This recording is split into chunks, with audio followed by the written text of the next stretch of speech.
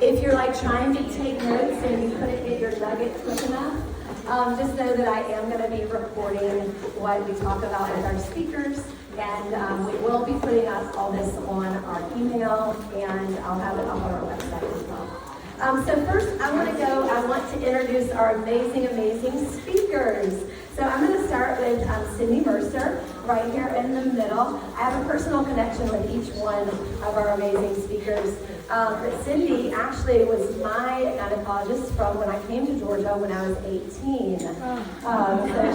And she delivered my first baby, who was actually her very last delivery. Caitlin was her last delivery. And then, I know, it takes time. But after she did that, she stopped doing OB and just focused on GYN. So she is a board-certified OB/GYN, now retired, having enjoyed 40 years of practice in Athens. Thank you, Cindy. The last 15 years in practice, she did not do OB services, but focused on GYN surgery, infertility, and women's health care. She was educated at UGA. She went to the Medical College of Georgia at Emory, did a residency program. She is married with 2 adult children and 4 grandsons. Let me repeat that. 4 grandsons. And she says she's thankful for TransFit and services to our community. Elizabeth Johnson. Cynthia and Elizabeth are both my second cousins. So that's just a fun little nugget. We can't really fully explain to you, it would take a long time how old we are, but we are. You can tell that really because of our height, right? And I'd say our work ethic too. We're all pretty type A. Dr. Elizabeth Johnson, she joined the Athens area internal medicine in September of 2007. She is a native of Oconee County. She finished medical school at MCG in 2004 and residency training at Emory in 2007. In her spare time, she loves watching her 2 kids, Cole and Lily Ashton, play baseball, basketball, exercise. She does love to exercise. You'll see her in here on Saturdays, and spending time with her husband, who is her high school sweetheart. So, Cynthia, right here to my left. Cynthia is a board-certified medical oncology, hematology, and internal medicine. Cynthia and Elizabeth are both from Watkinsville, and their mother is here, Cindy. Shout out to Cindy, amazing Cindy, back in the back. She joined University Cancer and Blood Center in August of 2001. The pink bags that are under your seats, those represent that. And she is a proud Athenian, married to her high school sweetheart, Brad Sheperd, who Brad's mom is here also. Sherry, raise it high, Sherry, be proud. Proud. Good. Who is a gastroenterologist in Athens. She is a twin, obviously. We can see that here. An avid UGA fan, a recreational athlete, competitive personality. She loves traveling and being active, whether it's tennis, golf, and she's a proud member when it comes to TransFit often. She admits that cooking isn't her strong suit, but her husband makes up for that at home. And she is a mother to 2 beautiful children, Emery and John Parker. So those are our amazing speakers. And I wanted to start them and let them just have a moment just to talk about one topic that they thought would be really helpful for this age, and what our topic is of how do we take our body, mind, and spirit to the next level. That has been our theme for TransFit this year. That's why we're here for the luncheon. Like, how do we take our health to the next level? And they're going to talk about that. So, Cynthia, I'll let you go first for that. All right. So, I guess everything you hear in TransFit. First of all, thank you, Carolyn, for inviting me and for inviting us and doing this for everyone. It's just great to have a place to come and work out, but also that is faith-based and such wonderful fellowship with other women in the community. So thank you for coming, and thank you for inviting me.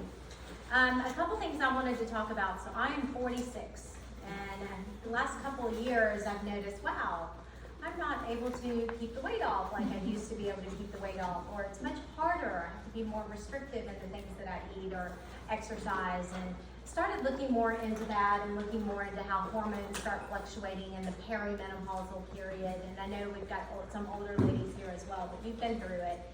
And started trying to figure out what to do to change diet, change exercise, And a few things that I have learned, or we all know this, but specifically for women who are around this age group or perimenopausal, would be exactly what Caroline is telling us.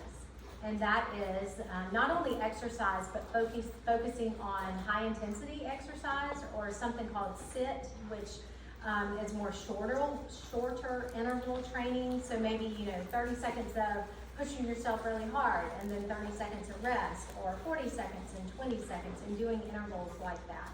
And we do hit here at Transfit, but you can do it just walking really fast, or jogging, and then taking a little break, or doing jumping jacks, or whatnot. But those things are not only great to help reverse the bad estrogen in your body that's causing everything that's going on when you're in the perimenopausal and menopausal state, but it's also good for your bones. And again, that has to do with estrogen, but your bones at this age, we start losing, and Cindy may mention some of this, but I remember my gynecologist, Carrie Perry, who was Cindy's partner, said when you hit 30, your bone loss starts to go down from then on. And she's right, and it has to do with your estrogen levels and your progesterone levels shifting. But so not only the high intensity exercise, but also lifting heavy weights, and that's variable for every person as to what's heavy for you. But basically, push yourself to where it's hard and it's not super easy. That's how you know, oh yeah, I've got the right weight. You may not have 15 reps, you may have Oh, yeah. 10 reps. Right, and that's what I have honestly tried to do, and I told Caroline, is that I've tried to lift these heavier weights that she's brought in here, but I may can only do 5 reps, and then have to put it down and stretch out, and then try to pick it up and do a few more. But it is not about the amount, really. It's really trying to work that muscle. And again, that's not only working the muscle, that's decreasing your bad estrogen levels so that you can help build your muscle again. Because we start losing muscle, losing your bone mass, we start gaining abdominal fat, all of it, sleep, all of this with our hormones changing. So these things that we're doing here in Transfit, everything that Caroline is telling us, it really is helping us for longevity and for the long run. So those are a few things I wanted to talk about. I think some of our questions here, at least that I've heard, are going to get into maybe cancer and genetics, which of course I'm passionate about. So I might save some of that for later. But. Well, I'm going to address hormones, which, control our life, our entire life. So if you think about watching your daughters start their period, to your pregnancy, your postpartum state, premenstrual disorders, then this transition of perimenopause and menopause, it does control our life. So I love to talk about hormones, and we could spend, we go to 3-day conferences talking about this. So this is going to be an overview of hormones, the importance, and I am very pro-hormones. I'm pro-hormone replacement therapy, and share lots of data regarding that. Let's define menopause. So menopause is the absence of ovarian function. When you have been without a period for 12 months, it is the absence of ovarian function. The average age is 52. But these hormonal fluctuations will start 5 to 7 years before 52, and the symptoms of menopause profoundly will continue for about another 5 years. A popular question is, when will I be out of menopause? You'll never be out of menopause. Menopause is a stage of life, so you'll always want to be in menopause. We spend 1/3 of our life in menopause. So it's important that we do consider all the healthy aspects for the next 1/3 of your life. I am a proponent first to say that hormone replacement therapy is an individualized, it's not a cookie cutter. So each person's body is different. Each person has enjoyed different levels of hormones throughout their life. Some people are symptomatic, some people are not symptomatic. So the decision for hormone replacement therapy is an individual question. But in the appropriate individual, I think hormone replacement therapy can be helpful in that transition period, and now it's called menopause transition. We used to call it perimenopause.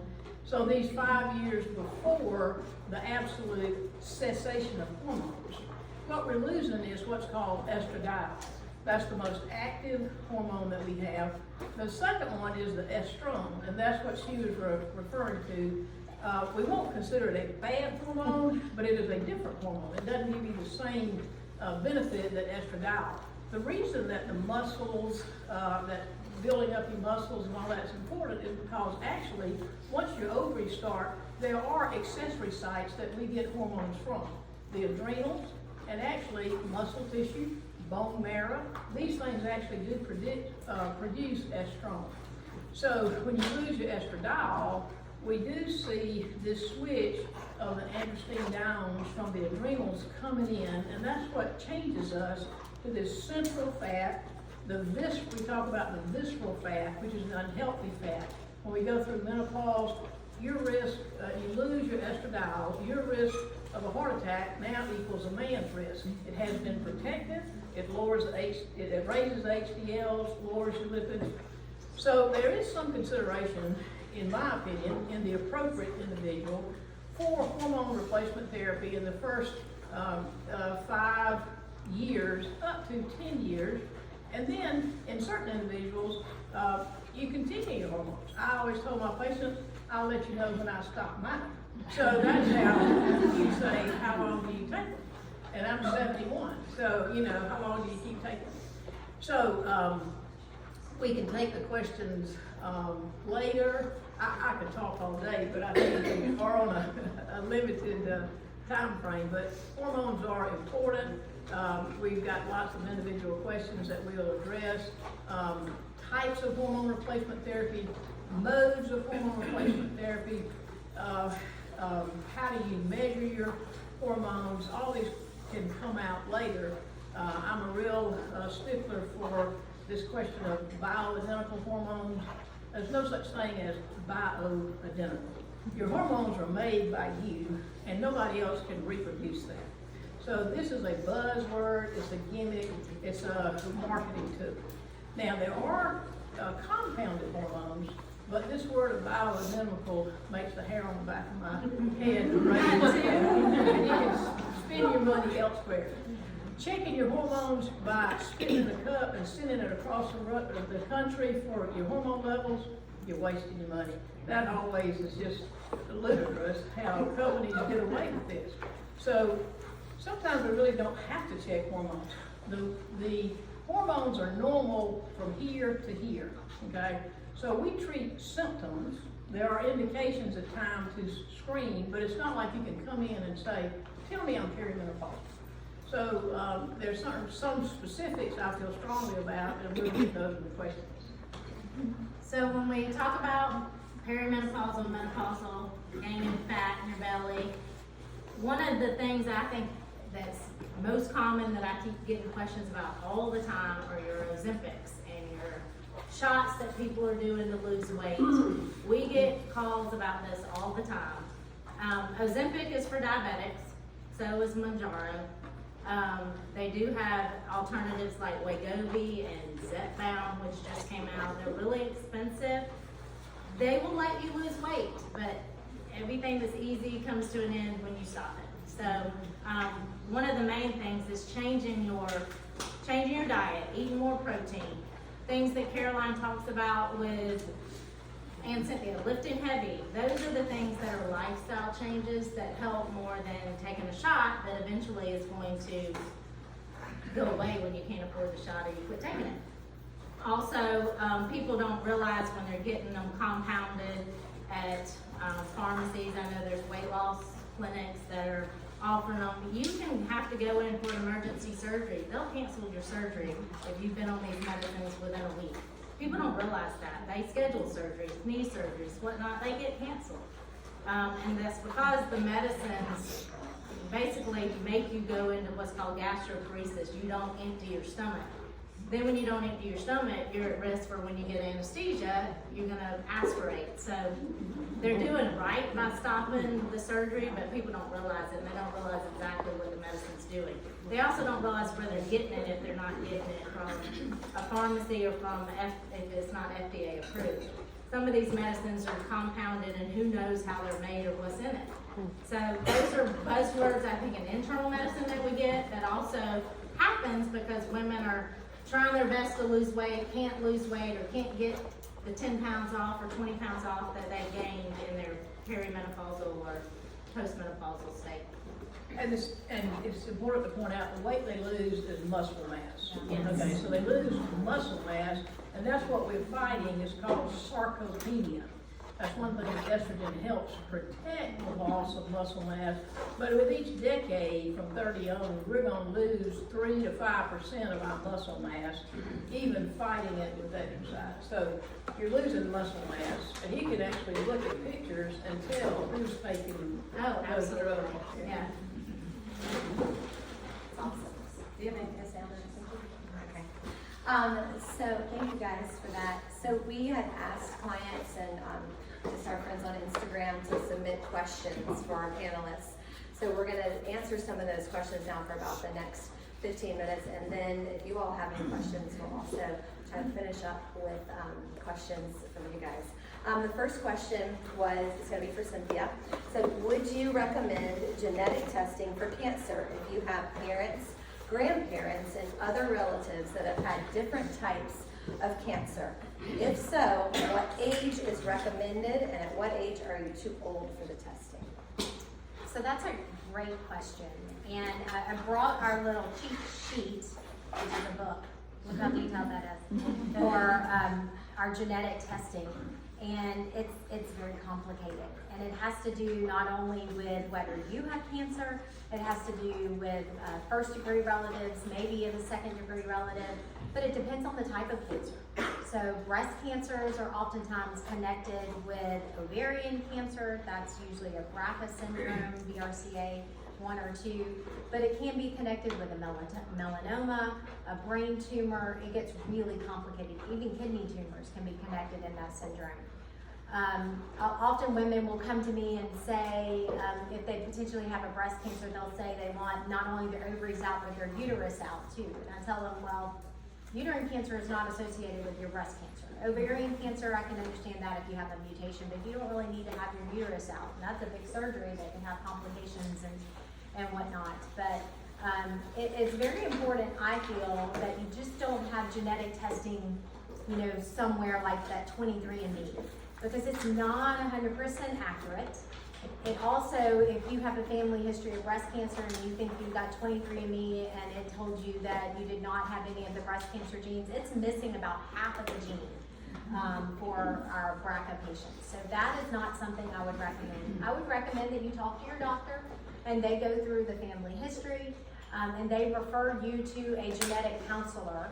And the genetic, I know we have one at UCBC. I don't think there is one at the Lawrence Smith Center anymore, but I feel you need to see a genetic counselor who can go through your pedigree and to know which of the genetic tests to do. You're not going to have full genome sequencing, but you may have a different one for colorectal cancer, which colon and uterine go together, than you would for breast and ovary and melanomas. So that's important that you're meeting with somebody who's trained and knows exactly what to send, and then when you get results back, they know how to go over it with you. I think that's very important. And like I said, it's complicated. Also, mentioning, what else did they ask on there? The age. I think it's important if you have a first degree relative with, say, breast cancer, that age is, and they have a genetic mutation, we say that we test family members, children, at an age where they're usually old enough to make decisions about, self-breast exams, mammograms. It's usually around 2021 when they're old enough to understand what that. And there's a difference in premenopausal, a first degree relative with premenopausal breast cancer absolutely. as opposed to postmenopausal. There's a big divide there in the history. And you also said, which I find important, if a family member had a genetic mutation, you don't just randomly test everybody. You test who had the cancer. If they're positive, then you test yourself. That's right. So it's also important, like Cindy said, in that the big red flags are premenopausal breast cancer, male breast cancer. I see a lot of breasts, so we talk a lot about that. Or under the age of 50. Any cancer in a family member under the age of 50, those are red flags. And that we would most likely refer for further testing, or, I do it myself, you don't have to see, but we do refer for other testing. And then the degree of relative. So if it's your second cousin or your great grandmother, that's different. What, again, are red flags are more about a brother or a sister or a mom or a dad, so first degree relative. Or it could be a second degree relative, or if you're seeing a pattern, like your mom had cancer, your maternal grandmother also had cancer. It's got to be on the same line, usually. On that same question, or very similar, someone has another question that correlates that is there a correlation between breast cancer and alcohol?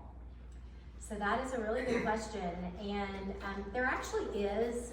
There is a correlation. There was a New England Journal of Medicine study that came out recently that a lot of physicians have been speaking about. We don't realize how much alcohol does do to our bodies. Even just one glass a day can really affect your body and increase your risk pretty significantly above the general population.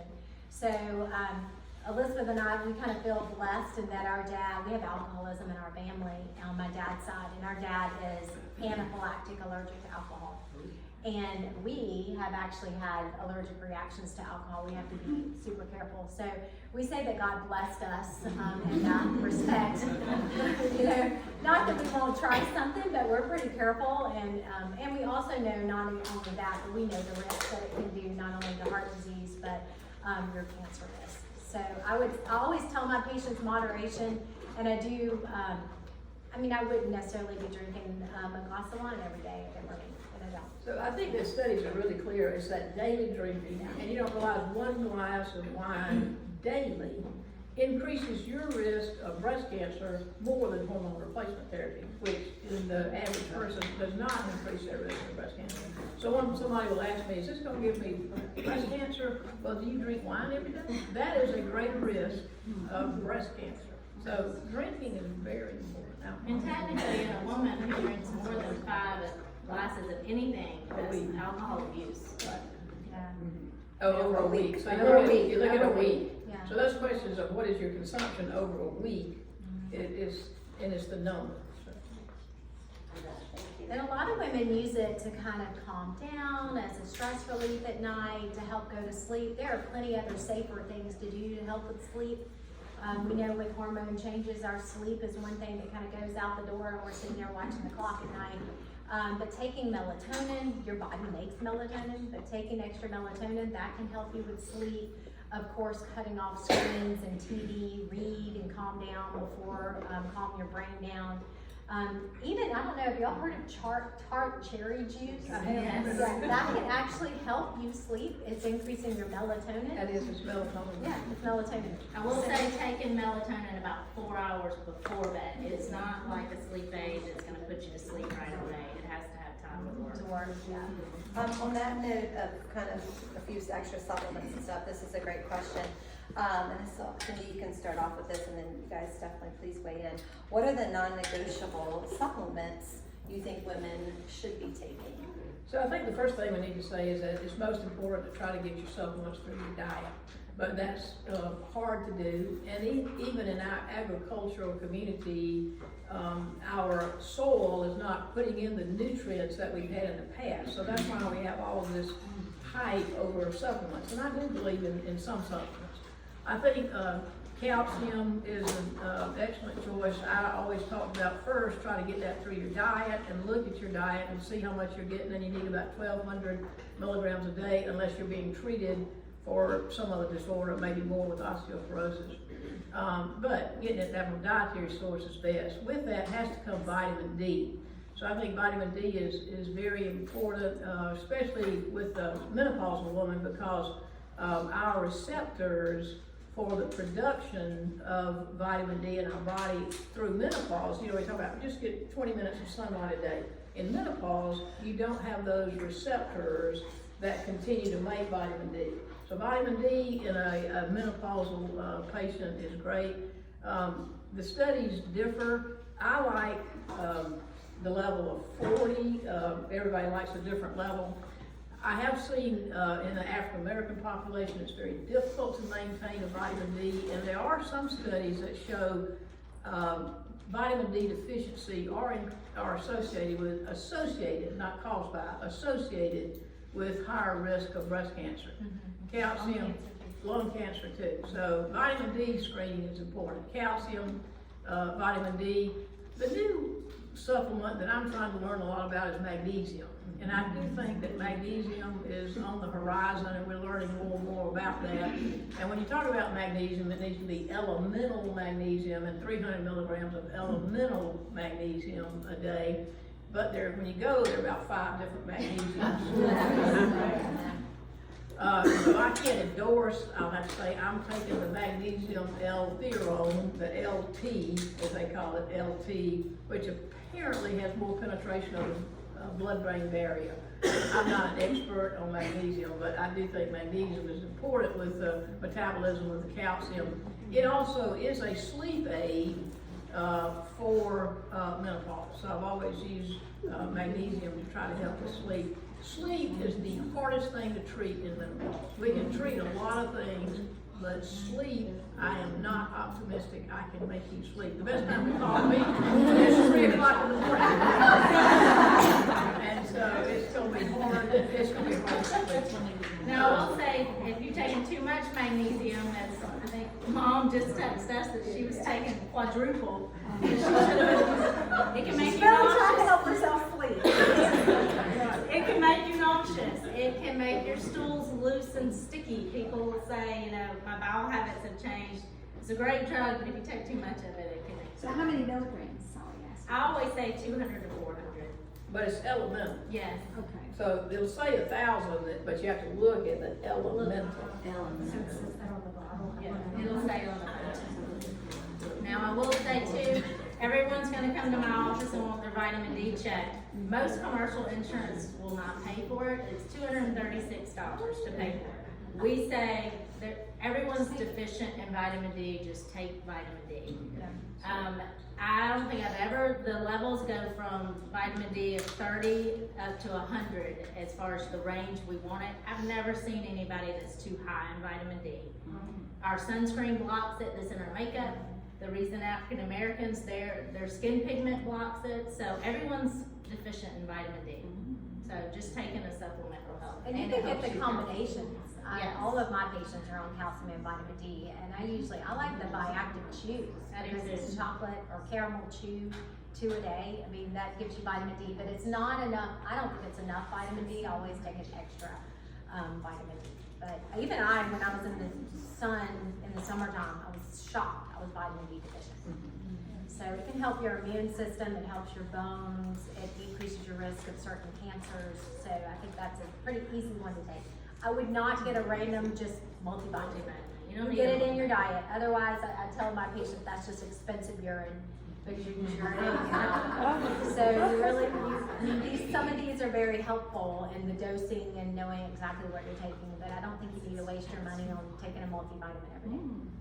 I do think B complex is important for neural stability, and if somebody's on a antidepressant or anti-anxiety, they're having a lot of PMS, a lot of menopausal, I recommend the B complex. It's not necessary, but I do think it has some element of neural stability. The vitamins you have to be aware of A, D, E, and K, ADEC. Those are fat-soluble molecules, A, D, E, and K, and you can get too much of that. The others is going to pretty much be either excreted through your GI or through your urine. Like I take a high dose of vitamin C. I take zinc because there's some evidence that it binds viral particles. But only 50 milligrams. They're only 50 milligrams. It can cause a lot of damage. Yeah. Be careful with that. It's only 50 milligrams. Now, are you gonna start this? But that is not a standard recommended, that's my personal. During COVID, that became huge. Right. And people would come in taking these enormous amounts of Right, yeah. zinc, and zinc will affect your vision. Right, yeah. It also decreases your copper level and it makes your blood counts low. It does. So it's just one of those, when you think you get a cold, that Zicam, that you get blocked, stuff like that. So that's When you just. do feel sick, is it, It's too late at that time. Yeah. I started getting a cold and I started Zicam. I mean, that's a risky dose. mention that when Caroline started mentioning to try collagen, at first I thought, that's just a lot of money and it's just going to go right out. But it actually really has helped my joints. And that's another something that I think is interesting to take. I use the Vital Proteins, I think. I don't know what you use, but I use turmeric with pepper can help your joints. But the collagen, I really felt like it helped. And I just mixed it in my coffee. I think Allison may have told me about it too. And at first I thought, this is not going to work. But I was getting up in the middle of the night and my knees and my ankles were cracking and hurting to walk to the bathroom, and I thought, what is going on? Well, the reason what's going on is that you're having lower estrogen.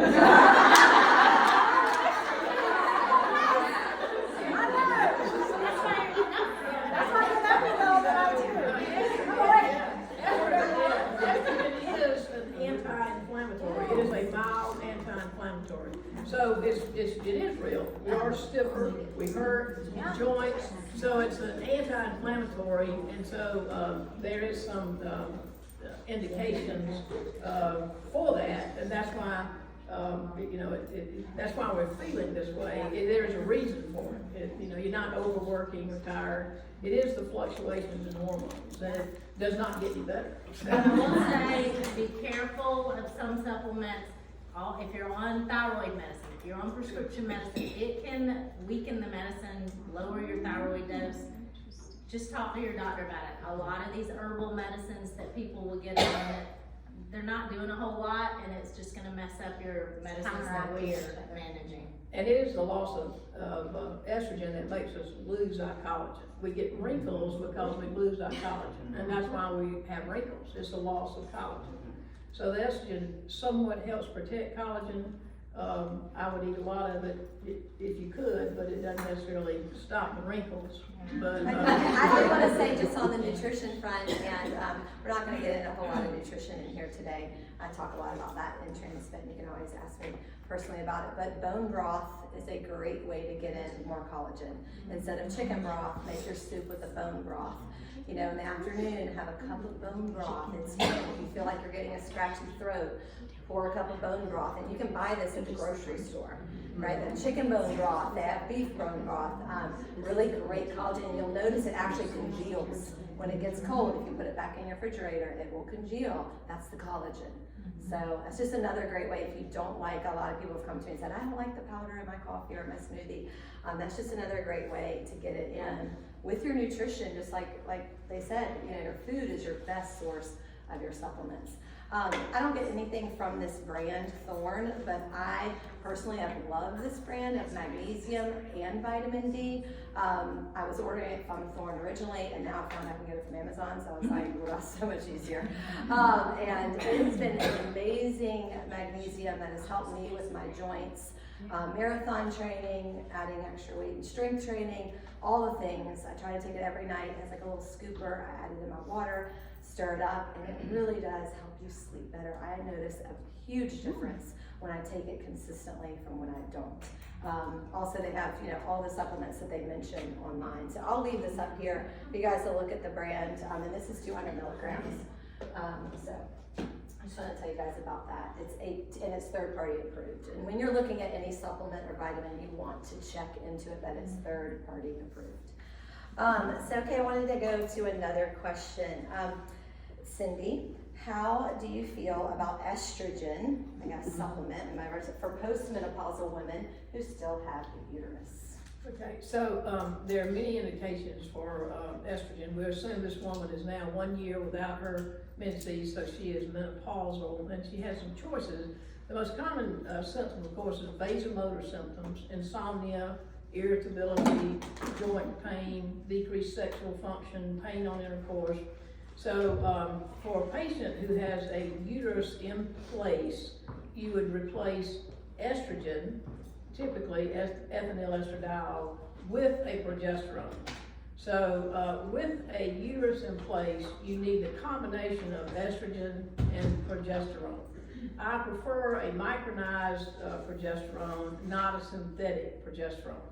There are different combinations to achieve that through patches, through creams, through pills, but you would with an estrogen, with a uterus in place, progesterone has to be used with estrogen. You cannot have unopposed estrogen with the uterus in place. That increases your risk of uterine cancer. Synthetic progestins also increase your risk of breast cancer. That was the bad actor in 2001. That was what's called the Women's Health Initiative, the WHI, which changed the course of treatment of menopause, and many of those facts have been dispelled. But it showed that estrogen, combination estrogen, increased the risk of breast cancer and other issues of stroke, heart attack. The problem with that study is it was women who they threw a whole group in women over 65 with women from 45 to 90. That there were too many what we call confounders in that study, and it turns out it was a bad study. Since that, women were taking off estrogen left and right, 2001, it was so frustrating. And the risk of osteoporosis peaked during that time because of the lack of estrogen. So we've now seen that the appropriate replacement of estrogen and progesterone with the uterus in place in an appropriate patient is not going to increase the risk of breast cancer in the appropriate patient for the shortest period of time. So I'm very positive about using estrogen, but with a uterus, you have to add, I prefer the micronized progesterone, not synthetic progesterone. Love that. Thank you, Cindy, for that. Elizabeth, this is a great question. I think this will be great for you. As we get older, how do we determine our best weight? Our bodies change as we get older, and it's hard to tell what weight to strive for or maintain. So we get this a lot because even the insurance companies have us document every visit your body mass index. You say, you look at someone who's 90, who has a big belly and their body mass index is normal, versus someone who is very fit, a lot of muscle mass, and they're considered overweight by their body mass index. It's based on your height and your weight. So weight circumference is a big issue, and that's even better. Because if your waist circumference, if your midsection is bigger, then you're at increased risk of the cardiovascular disease and the things that I deal with every day with pre-diabetes or diabetes, high cholesterol, high blood pressure goes up with age. And a lot of it has to do with the waist circumference increasing belly fat. That increases your mortality risk with your cardiovascular. So there's not a set body mass index we like. The guidelines say that you're considered overweight if your body mass index is over 25. You strive still for 25. Most of us aren't bodybuilders, and most of us in here aren't advanced age and gonna have a big belly and still have a normal body mass index. If you're in the obesity range, 30 or above, we want it in the 20s. I don't necessarily know what else to say. Before the BMIs came out, I used to tell people at 5 feet, give yourself 100, and every inch thereafter, give yourself times 5. So, and so that would you calculate how much you should weigh. Now, that also gets back to the waist. Look at your wrist diameter. Are you, as my grandmama used to say, if you're big boned, do you have a delicate wrist, you know? And so then you would add, if you're a big bone, add 10 more pounds. So this is before BMI, and it's an easy way to calculate, well, you know, I think you're overweight, but let me feel your wrist and see what we think, you know. So it's easier because I agree the BMI is totally off, but we're living by that. Yes. Now, so, right, they'll buy it. So if you're 5'7", that's 100, 5 times would be 135. See what your wrist is. Really 145 would probably be appropriate. And that's sort of a ballpark that we used to play with before the BMI. Regardless of age? That is regardless of age. Now, with menopause, the average patient is going to gain 15 pounds. So that is across the board that you're going to gain 15 pounds with menopause. That has to do with metabolic rate, exercise decrease, changes in estrogen, estrone, androstenedione down. So the average woman gains 15 pounds in menopause. So you have to think about it Work during hard. perimenopause. You do have to work, because then your blood pressure starts going up, and then You're gaining cholesterol the is going. People think, oh, I'm just getting older. Well, has to do with your hormones. So it is a fight. I mean, so that's national This is a great question. Let me come back to this question as we're talking about our bodies and bone health. We have a bone strength class in here that we do 3 times a week for women of all ages that come, and we work on strengthening our spine, our hips, and they're lifting weights no matter what age. How detrimental is caffeine to bone health?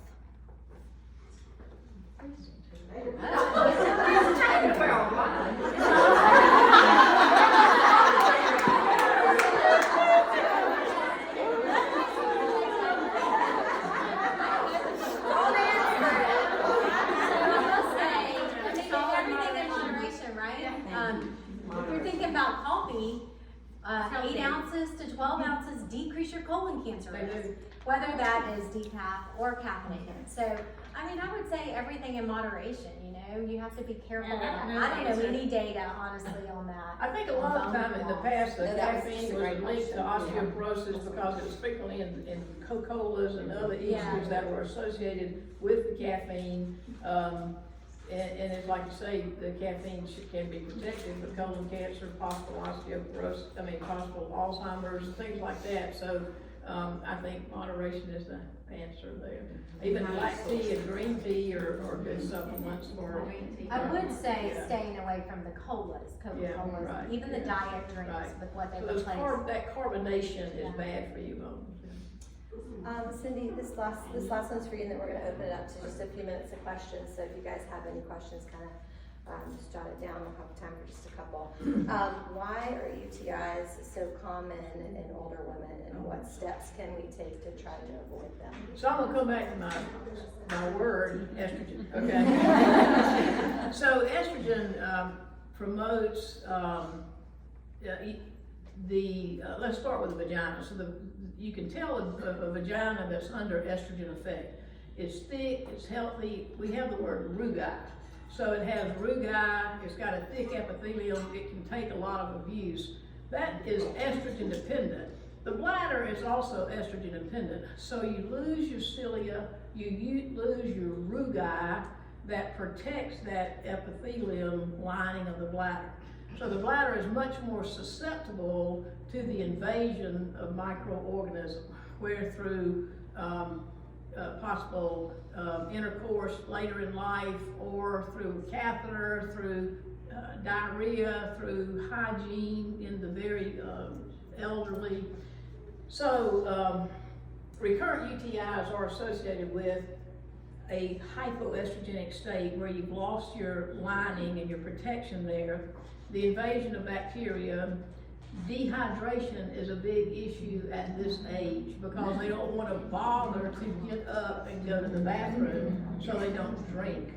They might be sitting in a Depends with contamination that is easily accessed to the bladder.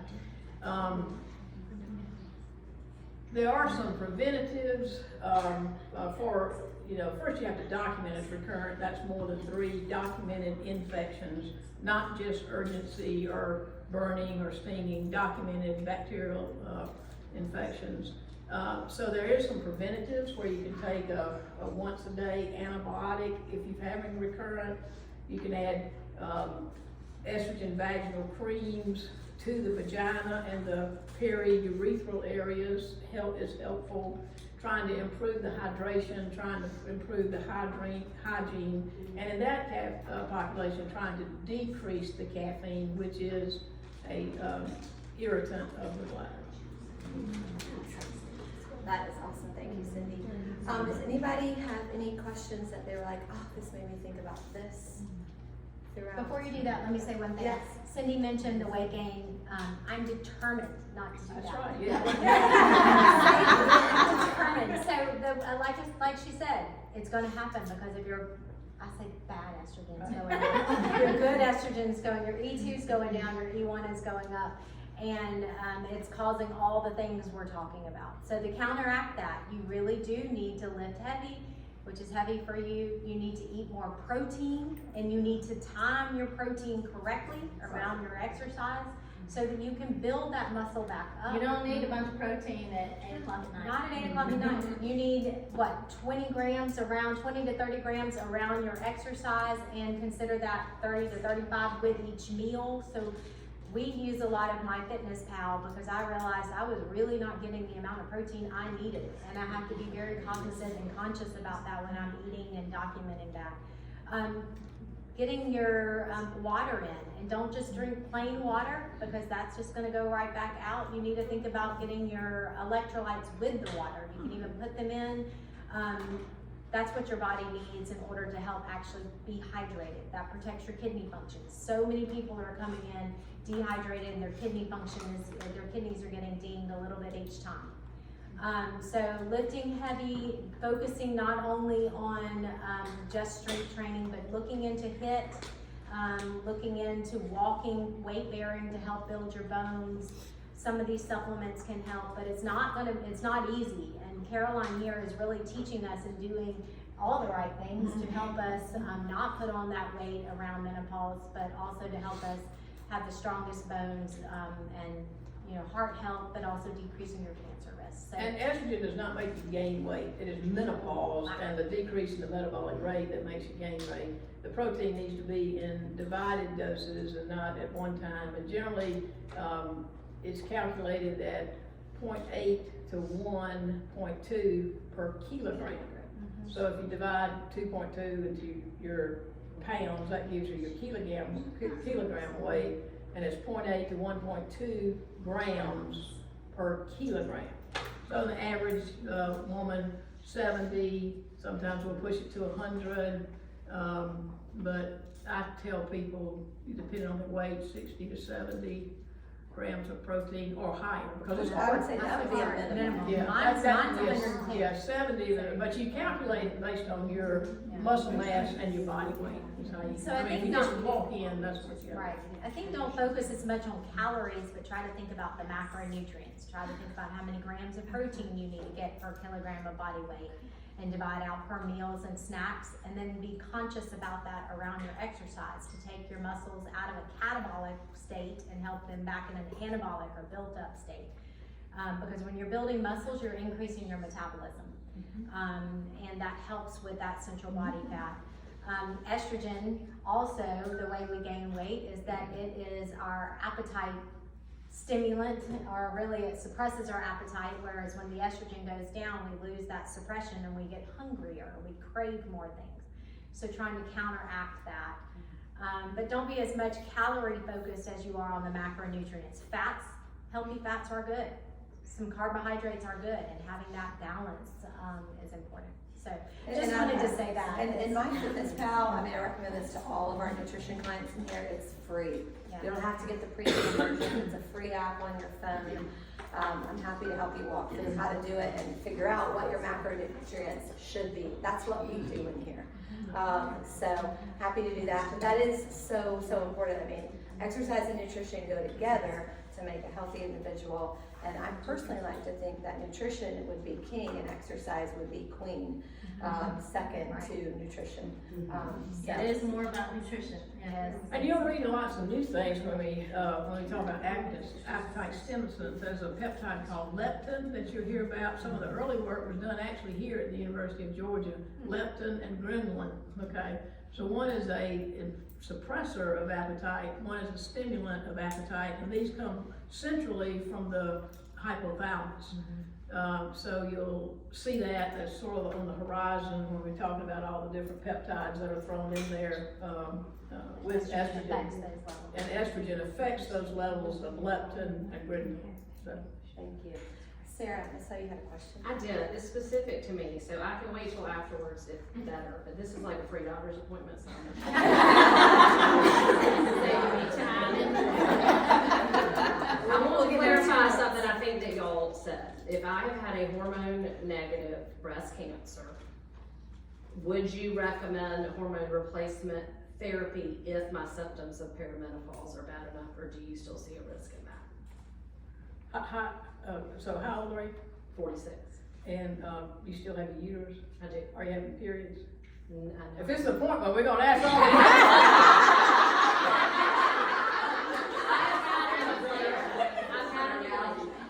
You've had breast cancer, that's Yes. hormone negative. Correct. And what age was that? In about 44. So you're 44 with a premenopausal, estrogen negative breast cancer? Correct. Okay. And you had an ablation for dysfunctional bleeding Yes, prior to that. prior to the breast cancer? Correct. Okay. And, what are your primary symptoms of, perimenopause? Everything that you just, I Okay, mean, all the- and insomnia, I mean, all of it. I'm not even saying now, but I have gotten conflicting information Right. as to whether it is ever safe for me to do, Right. or if it's pros and cons. Does the bad outweigh? I would the not risk? do estrogen replacement therapy, this close to your breast cancer, whether it's estrogen dependent or not estrogen dependent. Right.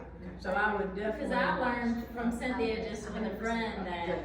the biopsy is estrogen negative, but say they biopsied a little bit over here. It could But have been a it's little still a estrogen cancer. positive. Yeah, Yeah. It's a cancer. premenopausal Right, cancer, right. I would not, that's not to say, Now, I wouldn't be 100% opposed to vaginal that's exactly estrogen. right. That's- I was about to say, you're telling me I don't have a chance. I'm okay Yeah. with, but I'm not okay with estrogen oral. Or patch. Well, with this close to you, you're 2 years out. Correct. Okay, Yeah. so let's look at you 5 years out. Yeah. Okay, let's look at you 5 years out and let's reconsider that. And during this time, you would have had genetic makeup or workup to. Which I've already And done. what was your HER2? That was, it was not yet invasive, so I didn't get it. Oh, wait a minute. Yeah. Well, What My, invasive? it was TCS. yes. Yeah, we'll come But I back. had to, but there's one more question. If I was BRCA negative, then my daughter does not need to have genetics. She does Correct, not. no. That's a great question. That's a great question. Anybody And else she have one more can hand take to birth up? control pills when she needs I to. know. I just stand up now too. Yeah, we're not there. I want to know about electrolytes. My family has high blood pressure, and so far I don't have it. But I've been kind of iffy about adding electrolytes to my water because of salt. Will that, I don't want high blood pressure, so I'm afraid to add that to my water because my family has a history of high blood pressure. You can add, so one thing that I have read over and over is, and you know, plain water is great. I have a hard time drinking just plain water, but if you drink plain water, you do need something to help absorb it better. So even having a little bit of sugar added to that, like a honey or whatnot, can help you absorb your water and help with dehydration, and maybe just a tiny bit of salt. But you also are, expending the salt when you're exercising, Right. so you're more replacing versus adding salt shaker to surprise. I have a hard time too with some of the supplements, because to me, they're just too salty. I don't add a lot of salt to my food. So the number one reason that you might get hypertension is family history. Right. Genetics. Right. Okay, so that's gonna be your number one risk, and depending on how much you sweat and how much we know that you work out a whole lot, it's not inappropriate. Blood pressure, when you're low in sodium, you see a lot in the older women where they really aren't getting enough sodium because they're not perfusing their bodies and they need the salt. But, I think you have to monitor it based on how you feel and how much you exercise. Well, can I add to that electrolytes like this ones we have out here, the Elementy, it's not just sodium, it's potassium and magnesium as a whole. And I recommend all of our clients to just do half of it. Try half of it in a large water bottle. Half of it, once a day, or half of it every other day. They are very salty, but if you're diluting it with another 80 ounces of water. But a lot of women are very sensitive to sodium. I mean, you'll feel your fingers swell. I'm gonna take one more quick question. I wanted to also ask, pre-diabetic. After my husband died, I went to the hospital, to my doctor. I saw my doctor once a year. He was like, you're pre-diabetic. But after the years passed by, the stress level went down and anxiety and everything went down. My levels went down. Could that have been from stress and anxiety? Absolutely. Because he couldn't understand. And what pre-diabetes means is a blood sugar fasting above 100. When you get that, and we do a lot, it may not be an 8-hour or 12-hour fast when you come for blood work. Then I check a finger stick A1C, and if that is above 5.7, that's pre-diabetes. Diabetes is above 6.5.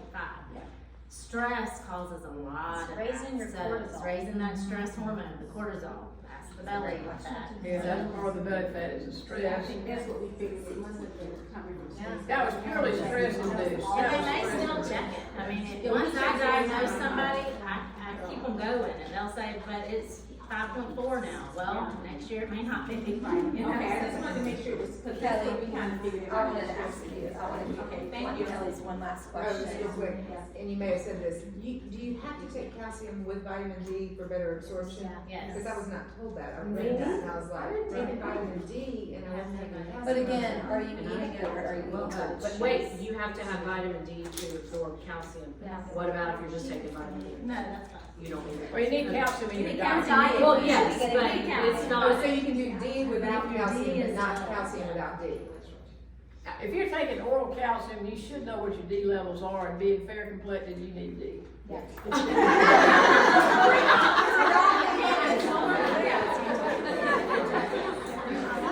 I need you to come out on time.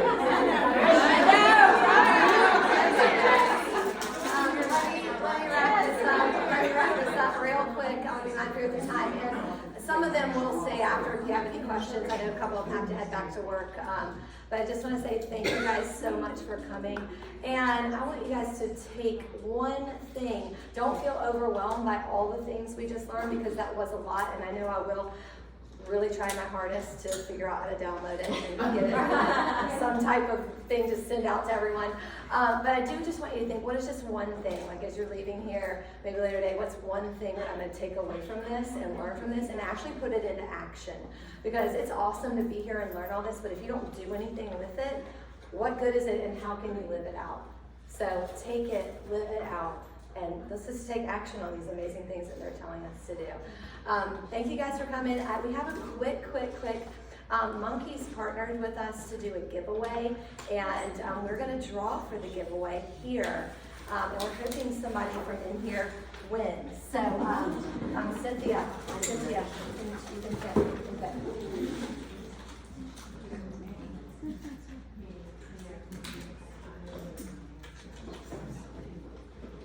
Kelly Marks. So this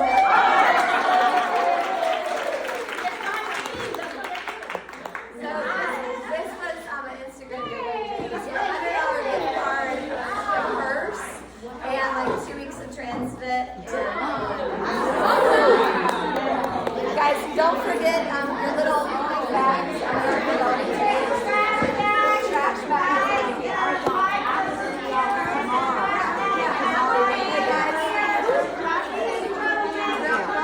Real quick, Cynthia wanted to mention one thing before you guys go. I wanted to mention one thing. Of course, going through the transition phase or whatever this bad phase is. There's this book that I read that It gets worse. There's this book, no, it's not going to. There's this book that I read, it's called Next Level. It's written by a PhD, and a lot of physicians, I'm on this Facebook group of 100,000 physician moms, and a lot of them are asking about menopause, of course, and exercise, and this was like the #1 book that was recommended. So it is fantastic. It talks about all of the stuff we're talking about, and even mentions hormone replacement therapy and some other things, but it spells it out. It tells you the exercise, it tells you the protein for your weight, for when to get it, what to drink. It is a really fantastic book. So when I mentioned to Caroline when she was talking about this, Caroline had actually read the book prior to this called Roar, which I haven't read yet, but this one is very good. Just came out. And it has a bad word in it, sorry.